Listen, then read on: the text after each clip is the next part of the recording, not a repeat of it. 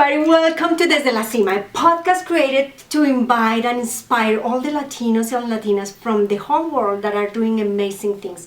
And today I'm humble and honored to have a friend from a long time. I don't remember even when we met the first time, somewhere here in Colorado. And she's Lily Destiny Griego. brought us together. The destiny, woo! And I love, because I don't believe in destiny. Well, maybe I believe in destiny, and there is a reason for things to happen. So today with us is Lily Griego. Can you believe it? I mean, like, my heart wants to get out of my chest. So Lily, one more time, thank you for being with us today with Desde la Cima. We are going to do it in English and in Spanish, because why not? We are Latinas. We are beautiful, we are smart, we are creative, and we are bilingual. So we are going to do it in both. How about Sí, that? claro. There you go, beautiful. So Lily, let's start again. Tell us who you are. And you were saying beautiful things before we started, so please go ahead. Thank you again for having me. I appreciate the time with you. I appreciate the time with your listeners. I really appreciate just being in conversation. So thank you. And we had just kind of touched a little bit on identity and the layers of identity, Latinidad, all of the complexity around being Latina, and how do we identify overall? How do we identify in different spaces, different audiences, and different chapters of our life? And so one of the things I was saying is that if I take my hat off that I'm normally speaking for work and identifying professionally, most of my life has been identifying as a mom. And so I have a son, and he's 30. You know, being with him and being a single mom for a significant portion of my life, it was centered in how do I make this human a good person and give him all the footing, the foundation that he needs to be successful in life. You know, hopefully if I left this earth sooner than anticipated, that he would be ready for what life throws at him, good, bad, and different. And so I was saying that during the recession, I was at one point working 4 jobs. 4 jobs. Can you imagine, like, that's a common story. I know, And it's especially not for okay. Latinos in that. Sí, claro. Okay. It's not okay. So in that process, who am I? I became different things. I started showing up to Democratic Party functions and seeking community in the party as someone who started advocating for equal pay. It was through that I learned a myriad of things about Latinas and how, yes, there was an equal pay issue for women, so gender issues, but then white women and Latina women, our sisters who are Black, our sisters who are Asian American Pacific Islander, our sisters who are Indigenous, our sisters in the LGBTQ community, and the gap on pay was infuriating but also heartbreaking, and my lived experience. So then I became identifying in different layers. And I started getting involved in politics. So I took on a new identity of an advocate and an activist. And then we'll get to it as the conversation goes, but the changing identity through one's course of lifetime. Wow, incredible, because we think we are one as we are born, and then we die that way. Or at least for many people it's that way. But being able to be flexible and to recreate yourself is amazing, and seeing you how you have grown and changed, and following you. I've been following you, and I was amazed when at this DEI conference where I was able to hear your speech after this interesting speech from the person from HR. Yes. And how we see the reality from different perspectives. Do you remember that? Yes, I clearly remember. I felt really bad. Yes, and I have a story behind that. Okay, tell us. Well, and to circle back too, I didn't give you my identity as a daughter. As a daughter. Okay, so, I love that. Yes, you just said that. I am an only child. Oh, thank goodness! I never find only children. That's hard to find. And let's talk about pride in that area. Yes, okay. Yes. We have lots of skills and traits to celebrate, and then children who come from big families think of us as one-dimensional. Same thing. Every layer of identity, people have ideas and preconceptions about who we are. Yes, only children can be like attention seekers at moments. That's a label I don't like. You know what? We're super creative and we know how to occupy our thoughts and our minds, which means that we also pursue things with somewhat of a level of aggression that I love and embrace. But as a daughter, todavía mi papá dice mija, and my mom calls me mijita. And there's a funny story on the west side of Denver. When I was really young, I got lost in the grocery store, and my mom said she was shopping, and she said over the loudspeaker, they said, "We have a little girl up here, and she's wearing a Fleetwood Mac t-shirt and jeans, and she said her name is Mijita." And my mom says that she could hear the other women laughing. So yes, still as a daughter. Even I'm 52, and I embrace being that person. And the stresses of the day, you think about who we have to be in a professional environment. One of the best feelings I get is a phone call from my mom or my dad, or my call to them at the end of the day, and the first thing you hear is, "Mijita, what are you doing? Hi, mija, how are you?" And it takes you to a different space mentally, and that does a lot of different things to our body. And so I embrace that, and I love that. One of the things that I learned when as a only child is like, "Oh, you are a brat." I'm like, am I? Maybe. So I learned to embrace being an only child and being, as you said, aggressive, but I will say more like I focus. Yeah, I'm really focused. I know what I want, and I'm not going to be apologetic about whatever I want. Yeah. I am an only child, and many times I have to say like, you know what, I am an only child. Yeah. So I behave like one, and I honor the only child that I am. And if somebody in the room doesn't like it, not my problem. C'est la vie. Exactly. I te veo because that's not my problem. I honor the one that I am. Trilingual. There you go, see, trilingual. So beautiful that you mentioned that, because it is hard. Yes. Even that, being women of color, and then you are an only child, that's even like another stamp on your forehead, like only child. And it's also a judgment, because a lot of Latinas, Absolutely. Why did you only have one child? Absolutely. And why are you only one child? That's child. Right. I'm so excited that we had this conversation. We have a sisterhood between us. Yes. And it is hard. People judge you. Like, Yes. poor your kid. Absolutely. How are you doing that to him? I'm like, what is it? Like, okay, no, it's my decision, my body, my decisions, right? Oh my gosh. Hello. There you go. And even that is taken from us, and then we live with the guilt of, why? Yeah. Yeah.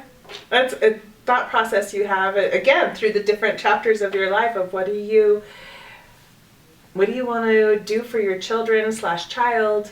And I do know that one of the choices we make when we have children, or not to have children, is the affordability of having a child and providing for the next generation.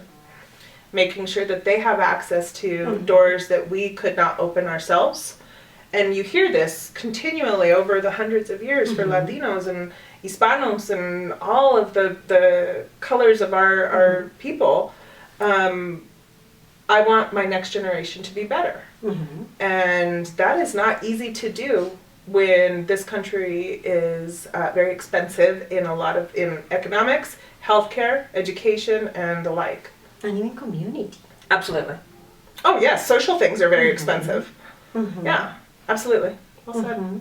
Okay, so we decided to be a single mom. Yes. Was it a decision? It was your decision? So, truth be told, I've said this to a lot of people. If I had this to do over, my preference would have been to have 6 or 8 children. I would have loved, I would have loved to have just been baking and cooking all day. And I've joked with a lot of people. I said I didn't want any girls. I just wanted boys. Yes, and I mean, not that I'm picky or anything, but that's not how things landed. And I'm very happy with my choices. My son is a blessing. He's a really good person. Is he here in Colorado? He's here in Colorado, and he's a well-developed person, and I'm just so proud of him. And I will always wonder what it would have been like to have a bigger family. This is what worked out for me, and I embrace the solution that I said, okay, this is expensive. I want to make sure he has access to college, to higher education. And just to be, I knew as an only child some of the barriers that it would create for him to not have siblings. We kind of joke about it a little bit now. Really? With him? Yes. Okay. So we talk about grandparents, me and him, and I said, when I age, where am I going to go? And who's going to take care of me? Right, because you don't have any siblings. And he said, don't worry, Mom. I'm going to put you in a nursing home very far away. Oh, my God. And he was joking. He was joking. That makes me feel way better. That's what I said. But he's being silly. And so, no, there's a fun bond between us of friends because of the dialogue between two humans, and still very much respectful between a mother and a son. Nice. Beautiful. Yeah. Beautiful, and I totally resonate as a mom with my son. I've been married for 25 years, and my husband is a really good dad to my son. But still, the connection between my son and me is stronger. We get to have conversations that I never imagined. When, like, for instance, when he was ready for his first time with a partner, and he was telling me he dropped the bomb. I'm like, okay, what do you need from me? How can I be helpful? So things. And he came to you for that. He came to me, and it was a beautiful conversation. Like, Mom, I need your support. I'm ready to do that. I just don't know how. And I'm like, what makes you think that I know? Love it. Like the internal conversation of being available, and yet all afraid and of providing the best way. Yeah. According to his needs for the moment, and being open, but also humble of being selected for the conversation, Amazing. So let's go to your childhood. Tell us about you when you were a kid. What do you remember? What comes to your mind? So Colorado looked really different back in, so I was born in 71. The word Latino was not used in community. The word Hispanic was used. I do remember, so my family roots come from northern New Mexico and Colorado. I've traced it back 5 generations. Wow. And yes, I feel like our bloodline is tied to the land of northern New Mexico, Colorado, Wyoming. And ironically, now I serve Colorado, Wyoming, Montana, the Dakotas, Utah. And I don't serve New Mexico, but it's this territory, this region of this diversity of the land, of the people, of the culture. And so I feel connected to it in that sense. My parents are representative of their generation where they needed to assimilate. Okay. So no Spanish in the house. So that we didn't have an accent when we would go out, And my grandparents spoke only Spanish. Oh, nice. And so So were you able to hear some Spanish here and there? Very infrequently. So my grandparents, for example, were Hipólito Griego, Emelina Trujillo, Juan Domingo Romero. And it's this culture that was because of the necessity or the implied necessity to assimilate that was slowly buried. In some respects, that as I was coming up and seeing barriers to, I mentioned education, healthcare, business, and other things, I started feeling a sense of pride, but also anger to stand up and be identified in a very unique, particular way and not assimilate. And so I think that that's a fascinating thing, and there are a lot of people in Denver that have a similar story of my age and my generation, and I had to look for that tribe intentionally.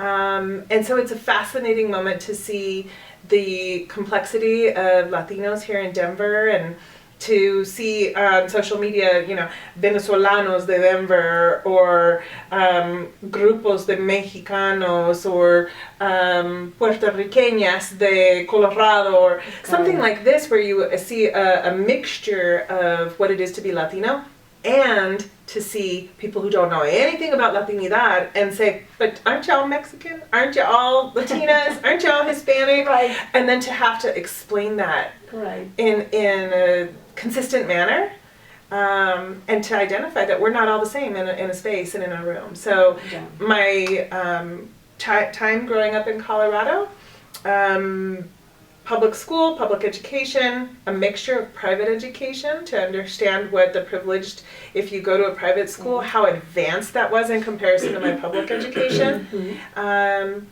And working in a small, really small geographic area for the majority of my life, my network exploded because I am who I am, and I talk to people, and I engage in people, and have built relationships around conversation. When did you realize that you were an only child? ¿Cuándo te cayó el 20? I would say early. Oh, really?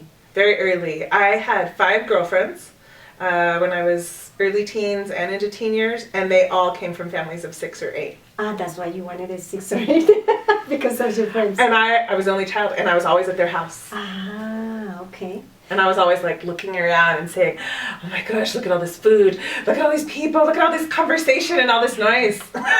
Right. And what was the feeling?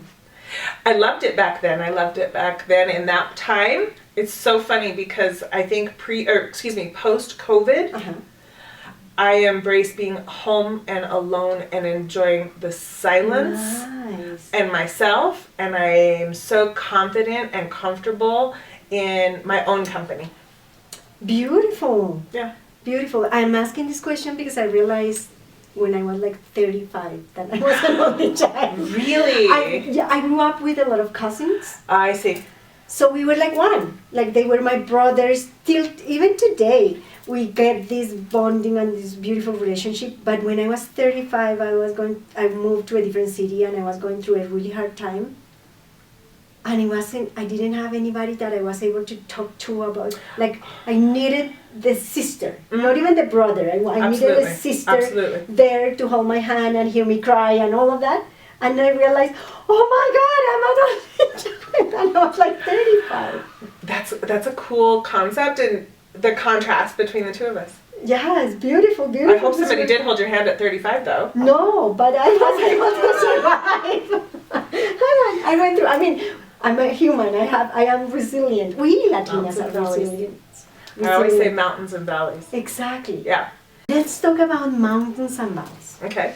Can you tell us one, if you can share, of course, one time of your life that you were going through the mountain and it was really heavy, and what did you do? What was the way out for you?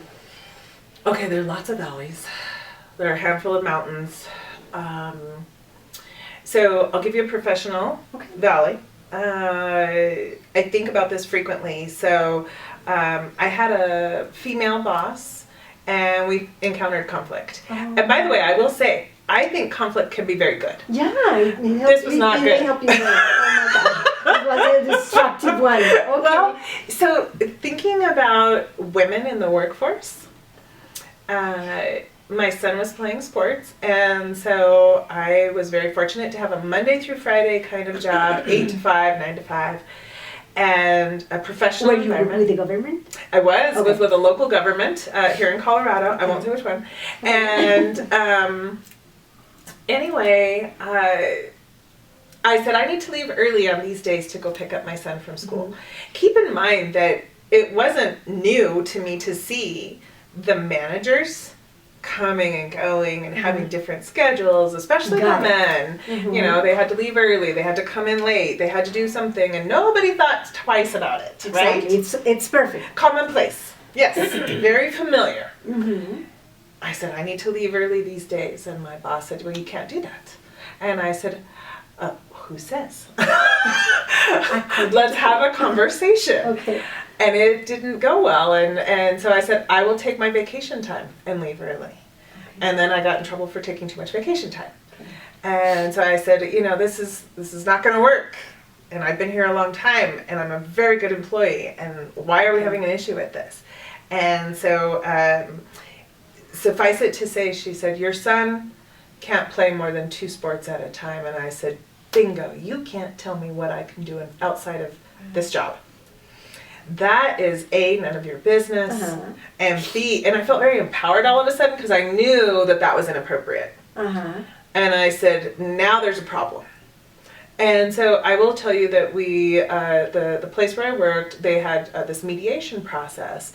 And this mediator came in, and the mediator asked my boss at the time, how do you see Lily?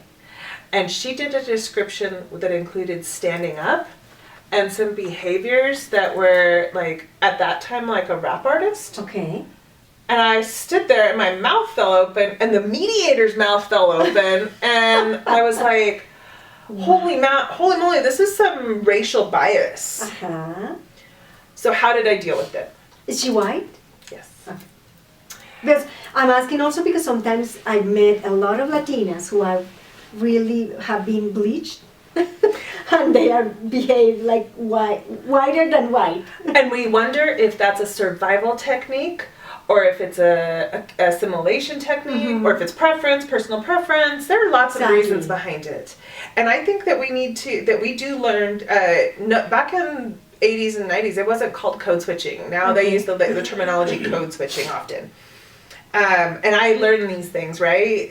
And then I'm learning them as an older adult, not as a young person entering the workforce. So I solved that by leaving, but it wasn't before a lot of stress. Oh, no. It is not what it is now to say, I'm just going to quit.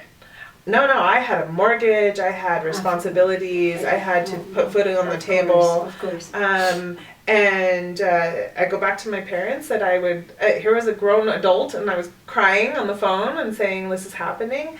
And my father's the one who taught me. He said, Mija, you can die tomorrow and they're going to replace you and not think twice about it. Exactly. And it changed. It took me from not crying anymore to saying, okay, now I have to be solution oriented in how I'm going to address this.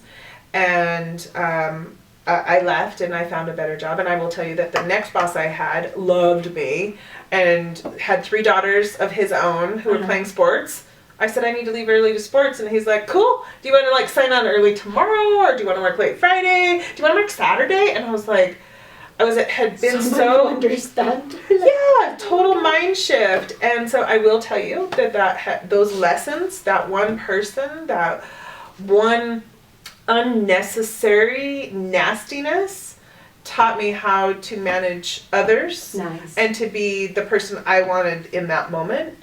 And to also emulate the behaviors of a boss that I like. And I still try to do that. I have moments so that I'm still growing every day, but it taught me a lot. Wow. But I'm also 15 years away from that moment, so I'm okay with it now. In the moment, I was not okay. Absolutely. Yeah. And painful because it was something that it was important to you. It's not like I'm tired and I want to go home. Absolutely. It's like my son needs me. Yeah. And you remind me of a boss that I told him here in Colorado, if I get a phone call from the school, or if my son needs me, I'll go. He's my priority. Priority number one. And he was like, absolutely right. Yeah. When the moment came, I'm like, we were in a big meeting. I'm like, so long, my son needs me. And he was so mad at me. I almost lost the job. And I was like, I told you. You set the expectation. Exactly. I told you that was going to happen, and it happened because I'm a mom. Like, I know that he can be sick, whatever it is, and I'm here for him. Yeah. So he learned, and we learned, and we were able to. He's a really nice guy, so we were able to go through it. So it's not always easy. It's not always easy. Yeah. But I'm glad that you were able to stand for you at the moment. I had support, thankfully. And it wasn't easy. Which makes me think that it's important to have support. Absolutely. And for Latinas in particular, for women, we face a lot of barriers in the workplace. And so my next step was equal pay, and that became a pivotal moment for me to really reconcile the work and the amount of time I was dedicating to work, and then recognizing as I moved from my 20s to my 30s, I started thinking about how long do I work until retirement.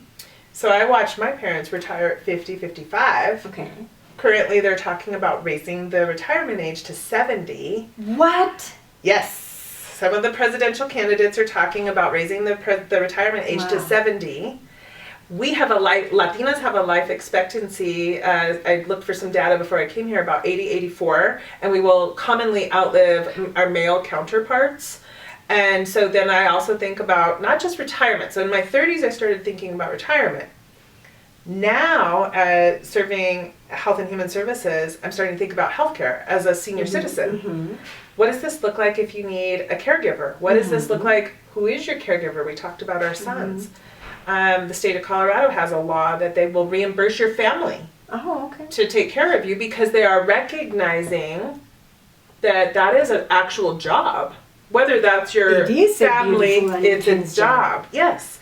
And so these are some of the things I started to explore. And with unequal pay, we have to not only work harder and longer, but this impacts our ability to retire at a decent age where we can enjoy retirement and be healthy. And looking at you and the amount of dedication you have to your body and your overall well-being, that's what I think about. And I think about that, what does that look like at the end of my life? And it's an interesting place to get and to where we can look up from the moment of taking care of ourselves, taking care of our kids, taking care of our parents, and then start to look up to think about retirement and our future and our final chapters. And what the meaning of taking care of ourselves again. Absolutely. Going back to the beginning.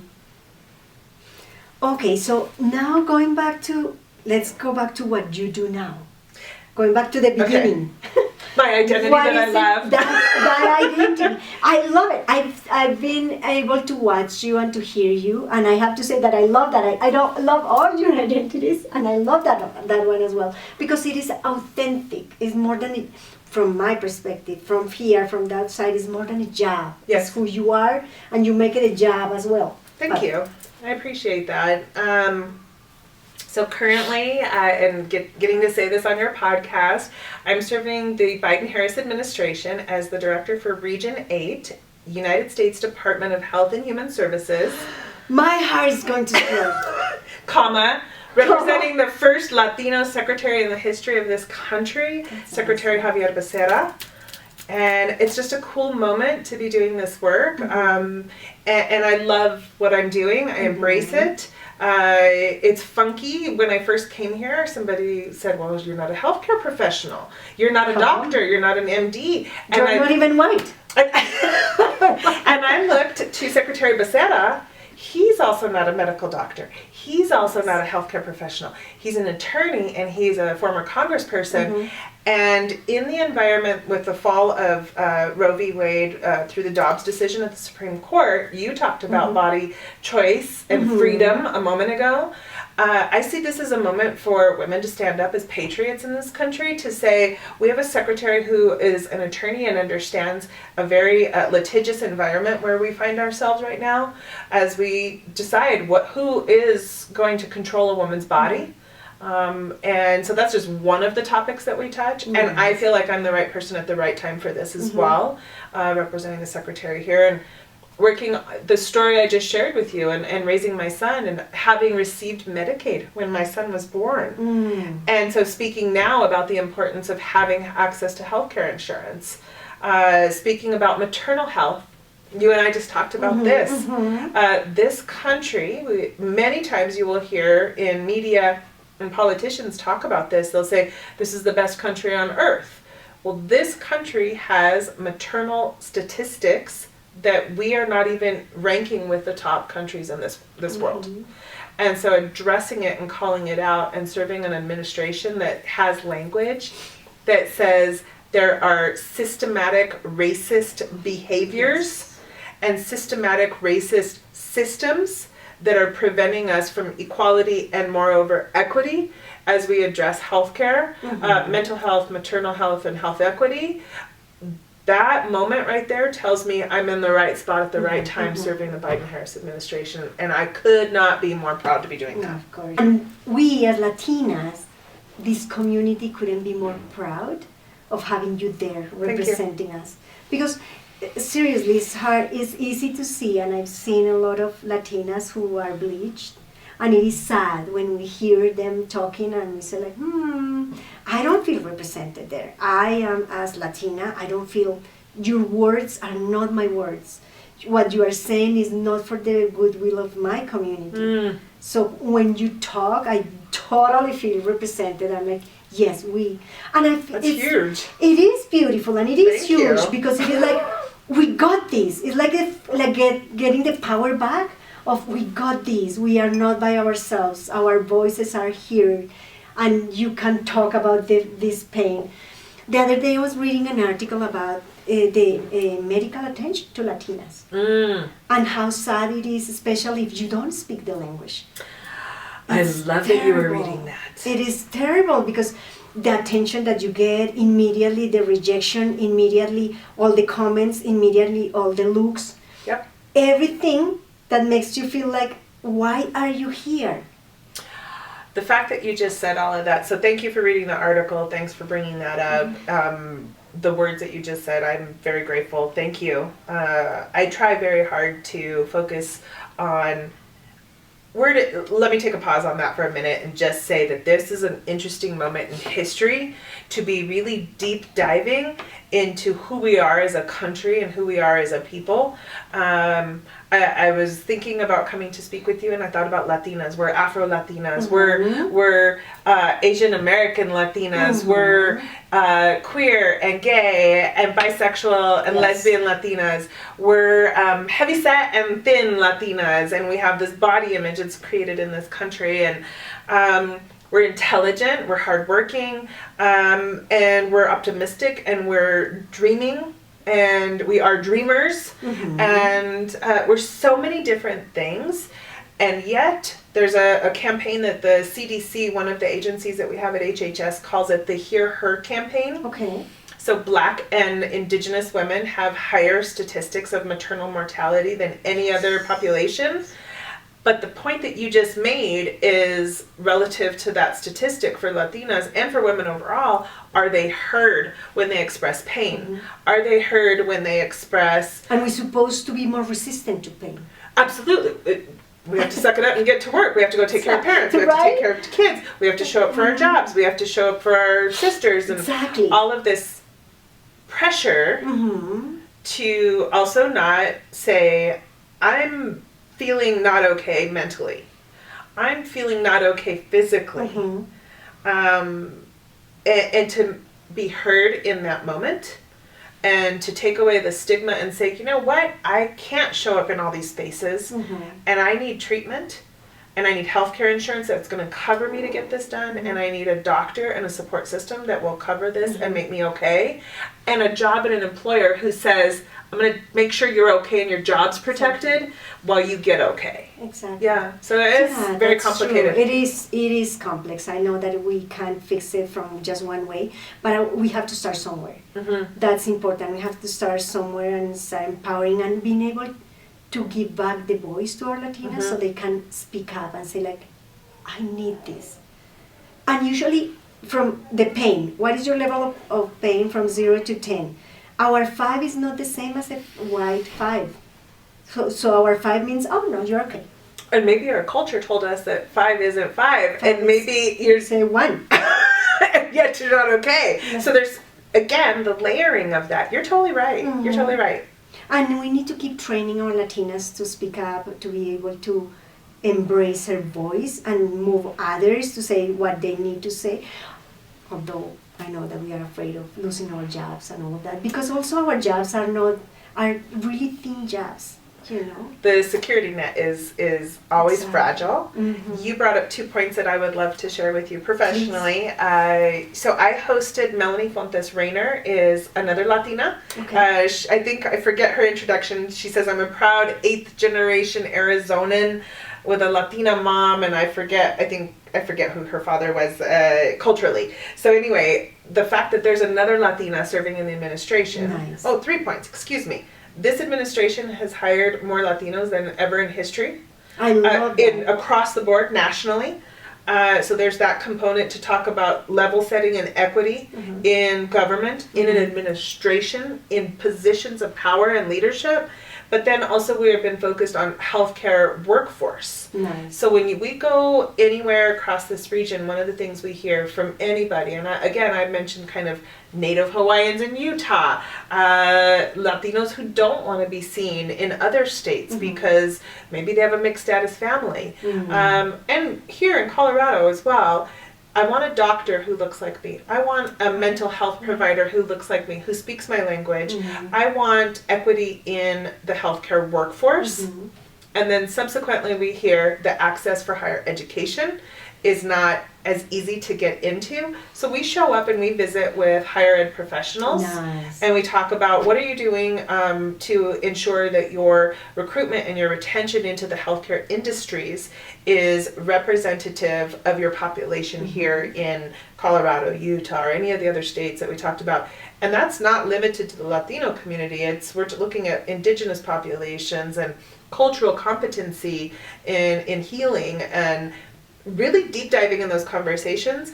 And then lastly, you mentioned language. The Biden administration just redid some rules related to the Affordable Care Act for language access. Oh, no. I have been going around talking about, I didn't know all this. Oh, wow. This is the law for language access under the ACA, and the reason I mentioned Melanie Fontes Rayner is that she is traveling the country, and I had her here in Region 8 to talk about the work that she's doing, and their work often ends up in court, and she's an attorney, and she's been with Secretary Becerra for a long time, and so she is leading the charge not just in abortion access and abortion health care and women's health, maternal health, but language access too.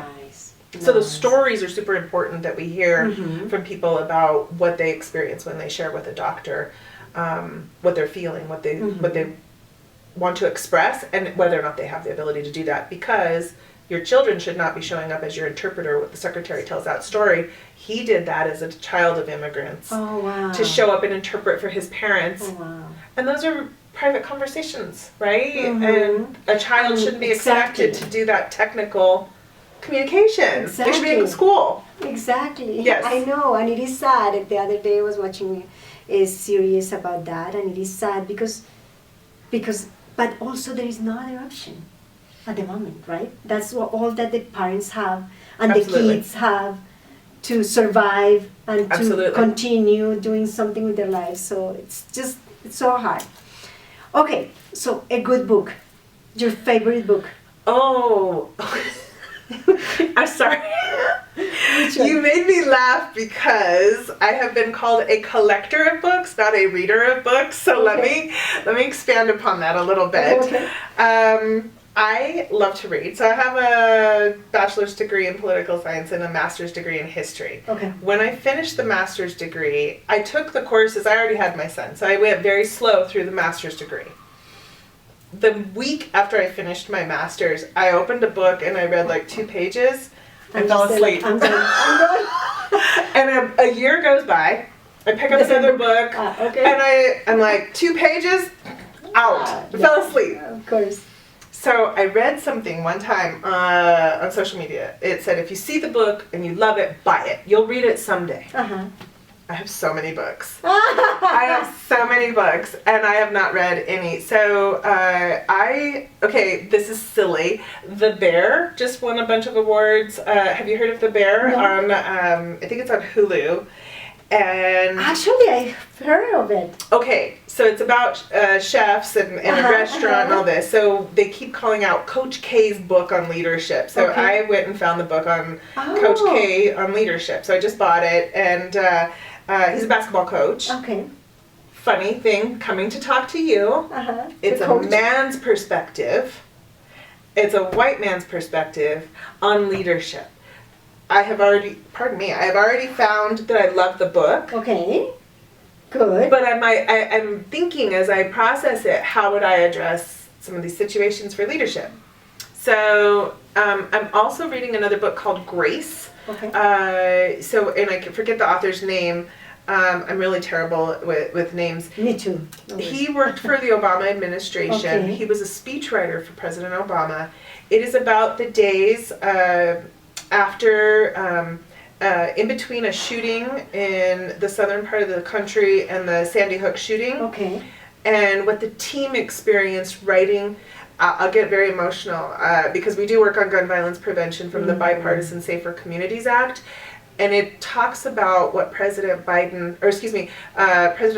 wanted to say at these speeches to talk about people who were killed through mass gun violence and how he felt as a father and the president of this country in this moment where we saw consistently announcements he had to make to say that mass gun violence took place.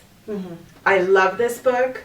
I hate that we haven't solved the situation. No. We hear about it too frequently, and we're immune because we have to keep going as human beings, and so we hear about gun violence all the time. The Latino students that were shot in Uvalde, Texas, that report just came out 2 weeks ago. It's a 600-page report. I'm reading that. That's not a book. Oh my God. I'm reading it. I'm the first 100 pages already on the failure to enter the classroom and protect those precious lives. That was a racist attack of gun violence, right? And I'm also reading Liz Cheney's new book, Protecting Democracy. And I just listened to her on a podcast, and they said, who would have ever thought we would have this moment where we're talking to you, and it was the difference between Republicans and Democrats on protecting democracy. And so I will share with you that the books I just identified, I'm not completing any because I'm so focused on work. So my interest is really diverse, and I hope that I'll have that time in retirement that we just talked about to continue educating my mind. But I also love to read about other cultures, and I love to learn about other stories that really identify a people, since I don't have that lived experience, and how we can be collaborating with each other to talk about the importance of identity and the importance of celebrating our culture, our gender preferences, and be successful in this country with still being individuals and yet collective. I think the next book that I would love to read is yours. I would love to write a book. Of leadership and all your experience as Latina. I'd love to write a book. Okay. I would love to read it. In my spare time one of these days. Yeah, I'll wait. Okay. Patient. Discipline and patience are my two of my superpowers. So I'll wait. Okay, good. Gracias. Iba a decir en español. Con gusto.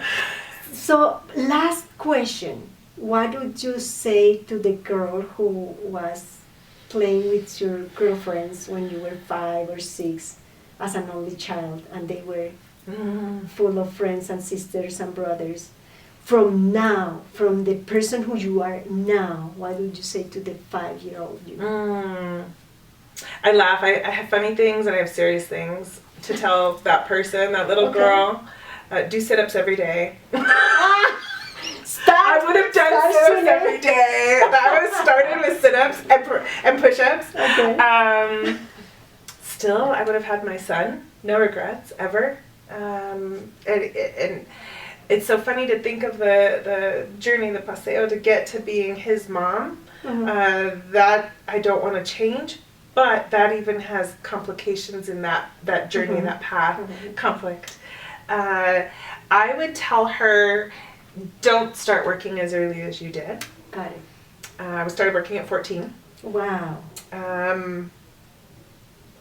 Be more protective and create barriers. Okay. Like set boundaries earlier? Yes. Okay. I said barriers. Look at that little Freudian slip. Okay. Boundaries was the word I wanted, and I said barriers. Interesting. Fight more in the Latino community, the Latina space. Find your identity, find your culture. Always show up for mom and dad, because you will later anyways. I love that. And get your education as quickly as possible. It's I love my journey. I love who I am. I have no shame in it. I've made a lot of interesting personal choices, and I have no shame in anything that's occurred in my life. But I'm really proud of where I've landed, and it probably didn't have to be so challenging at some points in time. Got it. But it's also crafted who I am, and how I, and my life vision and how I see the world. Yes, absolutely. finally, I promise, this is the last one. What did you say to all the Latinas that are listening to you now? And that they feel maybe that they don't belong, that they are not enough, and all this. Yes. Yeah. Love yourself, love who you are physically, mentally, educate your mind, seek education in a really hard, passionate, aggressive way. There are like ways. an only child. Absolutely. Ooh, yes, well said. Yeah, value yourself. I also think that young Latinas need to value and protect themselves physically because life is long. Yeah. At least longer than we think when we are that age. Yes. Have hope. Échale ganas. Échale ganas. Siempre. Find women who will support you. I love that. Eliminate women who don't value you more than you value yourself. Nice. I love it. Yeah. Thank you, Lily. It's been Gracias a ti. Beautiful interview. Thank you for all the laughs and the stories and the connection. And I never thought that you would be an only child and mom of one and a kid. I was like, oh wow, that's amazing. So thank you for your time. Thank you for all that you do for us. Ditto. Thank you for bringing these stories. Listening to Desde Desde la Cima. Yes. Perdón. Las cuentas, las personas, las noticias, todo lo que estás trayendo a la comunidad. Yeah, absolutely. Yo And digo gracias a ti. Latinas Leaders is coming. I don't know if you are aware of that. That's a celebration of the Week of Women for Latinas. We gather like 600 women in a room to celebrate our Latina. I did not know. Okay, I'll send you an invitation for We this will year. gladly show up. March 1st, Botanic Gardens from 6 to 9 p.m. Okay. So we'll have a panel and it is a beautiful celebration of Latinas getting together Awesome. and talking about important topics. Awesome. Thank you. Thank you. So much. May I? Yeah, absolutely. Thank you. I'm so grateful for this. Thank you.